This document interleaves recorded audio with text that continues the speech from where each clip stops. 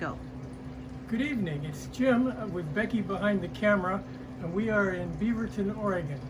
And between the two of us, we like to think we are With It retirees. So today, what I want to do for you is first show you how to build a classic 7-ingredient rub for barbecue. This is good for almost anything. It contains the same things as everybody uses the same kind of stuff in different amounts.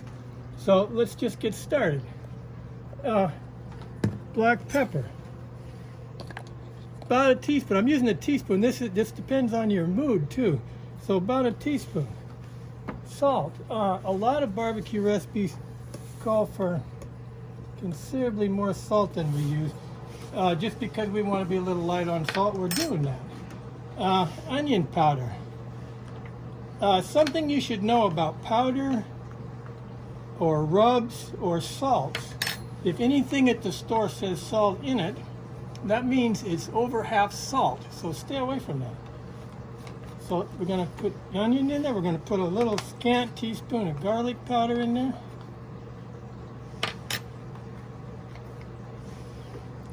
We're going to put a little bit of paprika. You should know there are two basic kinds of paprika, this kind and smoked paprika. The smoked is considerably more pungent, has a smoked aroma and flavor, so you need to use a little bit less. We're going to use, this stuff is pretty mild, so we're going to use a pretty good chunk of heavy teaspoonful. Next we have chili powder. If you were going to make chili, you would be using a whole lot of this, but we're not. We're just going to use a little bit. That'll do it. Then we're going to use cumin. I think it's called cumin. I'm not sure I'm pronouncing it right, but it's really wonderful stuff, and it's got a wonderful smoky flavor to it. So we're going to use a bunch of that. So that's the dry ingredients right there. Now, most barbecue people will then take this and they will add something else to it to make it their own. And of course the amounts are different. So what we're going to do, this is going to be sweet pork chop. We're using a sugar-free brown sugar. I really like this stuff. The only down part about it is it's really expensive, but it goes a long ways. So we're going to take about a half a cup.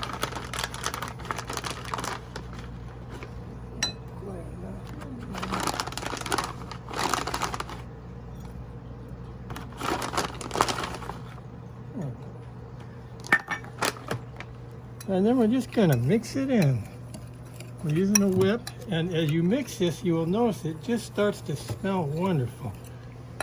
Oh, it's got a kind of just a wonderful smell. You have to make it, this is the way it should be done each time. Make your own rub and make it different depending on what it is you're going to use it for.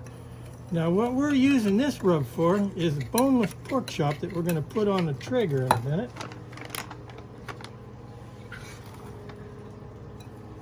About how we want it. These are right here, so we're just gonna take our fingers, put that in there like so. You can't get too much on it, it's gonna fall off and stuff. And we're gonna put it all over this pork chop. And I like to let them set for, I would say, a half hour or so. This stuff is going to kind of melt in. So half hour to an hour maybe, like that. And then let them sit there in about a half hour. So if you turn the Traeger on about 20 minutes before you want it, it'll be ready and these will be ready. So what I'm going to do is set those down there. And I'm going to just kind of segue over this way, where of course we've gotten ahead of the game a little bit. And these are just about ready. What I'm going to do is put a little bit of this barbecue sauce on it. Turn them real quick. Save on the top. Shut the lid for just a second. I want to show you this stuff here. So we use sugar-free brown sugar, and this is sugar-free barbecue sauce. It comes from Walmart. It's the only place I've ever seen it. This is the only stuff I've ever seen, but it's pretty good stuff, and sugar-free, obviously. So our pork chops, this whole recipe has no sugar in it. Anyhow, what we're gonna do here, serve some beans. Something we've been doing lately is doing things like beans in a crock pot if you're cooking outside, because then you don't have to watch them. And if you're not a pro, as I'm not, then you don't burn them as easy. And then we're going to take some applesauce. If you haven't had, well, I almost did something I shouldn't there, pork chops and applesauce, you don't know what you're missing. And now,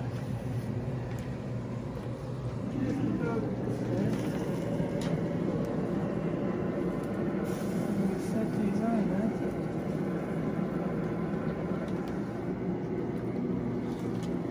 And that's it. One thing I want to tell you in closing, but we've already checked these, is you need to get a meat thermometer, in particular with pork.